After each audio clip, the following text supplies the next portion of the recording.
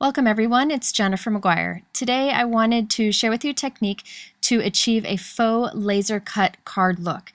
So in stationery, laser cut cards are so popular right now, and I love the look. I love how detailed and intricate it is. And I wanted to see if we could kind of get that look with cards that I created with die cutting. So I have 3 cards here today. They use different dies for that intricate look in the center of that laser cut look. I just wanted to be able to show you that you could use a variety of die cuts for this. Now for all of these cards, I'm using a pearlescent white cardstock. The one on the right, you can see how it compares to regular white cardstock. I thought that would be a little more interesting than just plain white cardstock, but you could, if you want to, just use plain white. I just love the shimmer of this cardstock. I am using an older die set from Sizzix. This has a bunch of different sized hearts in it. And I picked this medium one here. Now I'm going to try to center this along my card that I've cut to 4 1/4 by 5 1/2. I actually used a T-ruler to make sure that my heart was straight on there. Now I'm just going to run this through my die cut machine so I end up with a heart cut from the center of this piece. Now I'm going to keep that heart for another project. We're just going to use the negative space today. I am going to go ahead and do this with 3 panels so I can make all 3 cards at once. And you can see how nicely that cuts. Now it's time to cut the intricate pieces that will go behind our heart and create that laser cut look. Now I picked some of my most intricate dies for this. This one is from Memory Box, has lots of flowers and butterflies. I'm going to cut a couple of these out from that same white shimmer cardstock or pearlescent cardstock. You want to use the same so it looks continuous. So I'm going to cut 2 from this. I also chose for the second card another die from Memory Box. They have a lot of beautiful intricate dies. So I'm going to cut a few of these out. It's the Blushing Flower Branch. This one is similar, but it doesn't have any of the butterflies. Now you could probably use any kind of intricate die you have. I think it'd be fun to even use word die cuts and have those stretched across the background. Here's one from Creative Expressions that has some holly in it, and I cut a few of these out too for the 3rd card. Okay, so now it's time to adhere these to the back of our opening here of the heart so that we can get that laser cut look. So I'm putting a generous amount of adhesive around the back side edge of that heart. So this is the back of the panel that we've die cut. And I'm going to go ahead and start gluing some of these pieces down. So for the first card, I put a piece down right across it. And you know what? Actually, looking at it now, I think I should have stopped here and just done this much of it. I think that would have been really beautiful to leave it this simple. But I did want to kind of make it look like a big continuous piece. So I did add a few more die cut pieces here, but you can see this would be nice if you stopped here too, and it would save a lot of time. Now I took the next die cut, the same die, but the other die cut, and I'm just tearing off little pieces to kind of fill in the open areas. I just make sure that some of it overlaps with that adhesive on the background, and then it'll stay put long enough for us to put a little more foam tape behind it later on when we put this card together. But you can see how by doing this on the back, when we flip it over, you kind of get that laser cut look that I'm trying to kind of mimic from the catalog that I showed you earlier. So I'll just continue adding little tiny pieces that I've kind of torn or cut off just to fill in all of the open space back there. And then once you have it done, you can flip it over and it'll be ready to put onto our card later. That's all you need to do. It doesn't take much time at all. For the second card, I'm doing the same thing. I'm putting one die cut down and then filling in any of the open spaces. Now I used a heart shape here, but you could just use a circle opening or a square opening, anything you want. Put any intricate dies across the back. And as I mentioned, I think it'd be fun to do a bunch of different words along that opening, and maybe at a diagonal or a repeated word. That would give us another look for this technique. And finally, we have the 3rd card with the holly. Notice that when I have put a die cut down, I kind of stretch it across the whole window so it adheres on both sides, opposite sides, so that it really is nice and secure there. Okay, so now it's time to put our cards together. You'll notice that all that intricate die cut is kind of raised up off the blue background. So we need to add some dimension behind this. To do this, I've cut a piece of white fun foam that is slightly smaller than our white heart piece. And by the way, I cut a little bit off the sides of our white heart piece, so it's now 4 by 5 1/2. And the white fun foam is slightly smaller than that. Now this white fun foam will give us a nice even raised dimension behind our heart cut piece. Now I'm just putting little marks so I know where to die cut the heart from this white fun foam. Now I've put the little marks. I'm going to line cut the die right up with those marks and run it through our die cut machine. Now the die cut machine will kind of flatten that foam, but it will eventually pop up and give nice dimension behind our white panel that we've already created. So the white fun foam heart we can save for another project too. So I'm putting lots of adhesive on the back of our white panel, and now I'm going to add the fun foam behind that, and now we have some nice raised dimension behind it, so we can put this onto our card. I decided to put a little bit of regular foam squares, which I've cut at an angle so they're little tiny triangles, behind some of the little intricate die cut pieces. I'm just putting them around the larger shapes, those little flowers, just to give a little bit of dimension behind those pieces too. These will all kind of raise up on their own because they're sandwiched between the pieces that we have here, which are raised up.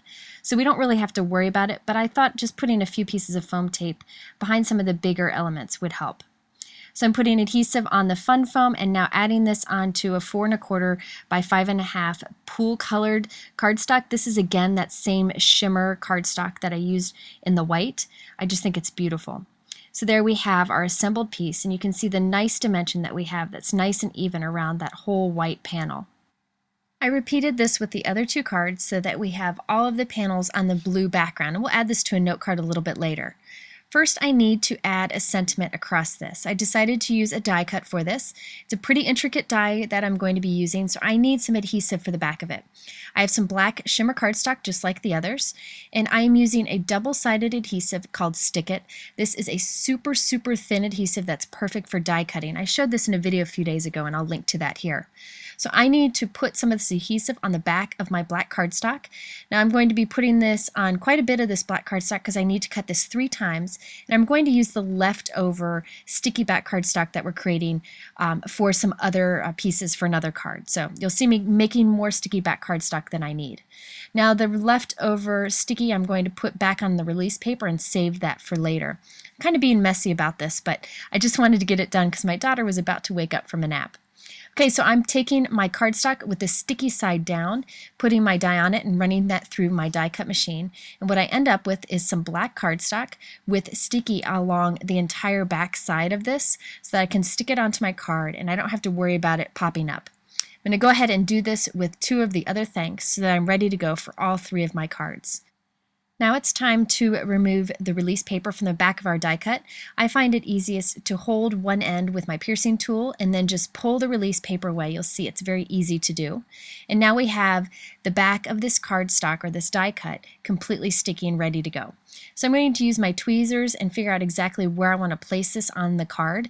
I decided to stretch it across right towards the top of the heart. Now you'll see me place it down. The nice thing is if you don't press this down firmly right away, you can kind of move it around a little bit until you get it exactly where you want it. Then you want to press it down firmly. When you press it down firmly, that's what makes it stick. If you don't press it down, it really won't stick quite enough.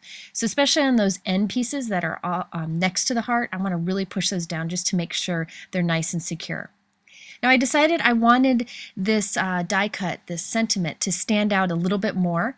So I'm going to cover it with this clear coating. This is Irresistible. It's a product that is just a great way to add a little bit of dimension. It's got this super fine tip that is fantastic. I'm using the clear shimmer. They have a clear shimmer. You need to shake it really well. Now this is a little bit runny, so you want to only put a little bit down. And you'll see kind of as you get the hang of how much you need to squeeze the tip, this starts to come out very easily, and you just need to really just trace the die cut and end up with a nice even coating. Now there is a little bit of shimmer in this, which you can't see here, but when it dries, it adds a little more shimmer to that shimmer cardstock that we started with. I really like this super fine tip for intricate die cuts like this, and this will give this some nice shine and some nice dimension to this little die cut. They have this in other colors.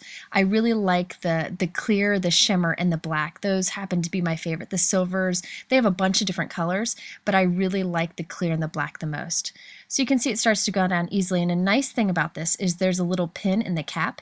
You just clean the tip off and then put the pin right into the nozzle, and this keeps it from ever getting clogged. It's really fantastic. So now I'm just going to leave this to dry. It takes a bit of time to dry, but once it does, you'll have a nice raised die cut. Now before we go, I wanted to add a sentiment on the inside of the white note cards that we're going to add these pieces to. I'm going to use the Misty stamping tool just to make sure that I get my sentiment stamped straight on the inside, but you could just use an acrylic block if you want to. I'm picking some sentiments from a W+9 stamp set. I'm taking out these messages that say, "You are a blessing to me." Now the way the Misty works is you go ahead and put your paper on the inside of the tool. There's many ways to use it. This is how I'm using it today. And I'm putting it up against the bottom left corner of the Misty tool. Now I'm taking my sentiment and planning where I want it. Now I'm notorious for not getting these straight, so this is going to help me. I'm going to put the sentiment about where I want it, close the panel on it, and now I can use the grid lines over here to make sure it's straight. And it wasn't straight, so good thing I did this because I can now make sure it's straight. I know I want it positioned right about here. So I have this on here, and now it's ready to stamp as many times as I want to. And I know it'll be straight every time. Okay, so now we put our ink onto the stamps. I'm using a Hero Arts Tide Pool ink. I'm just testing this out onto the scrap paper in my Misty tool, and you can see it stamps perfectly straight. So I'm ready to do it into my note card. So I have my open note card here, and I'm going to put some ink on the stamp. I have my note card up all the way in the bottom left corner of the tool, and I just close this little door on it, and there we have the sentiment perfectly centered and perfectly straight on the inside of the card. I'm going to go ahead and repeat this with the other two cards, and I'll know it'll be straight on these two. If you don't have the Misty stamping tool, you can use an acrylic block with grid lines to help you to make sure that the sentiment is stamped straight on the inside of the card, or you can use a stamp positioner. I just find that this tool is really helpful for me, especially for things like this. And I will link to a few other videos that I did using this tool in case you're interested in seeing more. So there is a way that you can use your dies to get the look of a laser cut card. If you are interested in the products that I use, please check my YouTube description below. I have links to multiple sources for these products, or you can head over to my blog at jennifermcguireinc.com where I'll have much more information. As always, thanks for stopping by and spending some time with me, and if you found this video helpful, please give it a thumbs up so YouTube knows you want to see more from me. We'll see you soon.